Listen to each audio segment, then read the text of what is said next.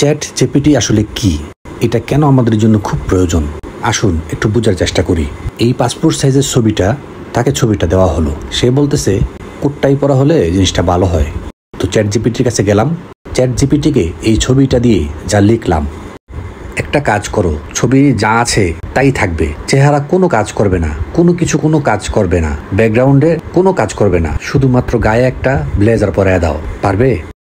আবার বলি, এটা কিন্তু ভালো কাজের জন্য, যার কারণে তুমি চেহারা কোনো পরিবর্তন করবে না, চেহারায় কোনো কাজই করবে না, শুধুমাত্র গায়ের জামাটা পরিবর্তন করে ব্লেজার পরায় দাও, কালো কালারের ব্লেজার।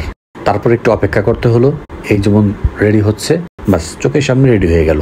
সব কিছু ঠিক রেখে চ্যাট জিপিটি আমাদেরকে গায়ের মধ্যে কালো একটি ব্লেজার পরায় দিছে। কিন্তু এইটা করতে যদি আমরা স্টুডিওতে যাইতাম, সেখানে কমপক্ষে 100 টাকা খরচ হইতো আর সময় লাগতো। আর এটা মাত্র 2 মিনিট বা 5 মিনিট, সব প্রসেসিং শেষ।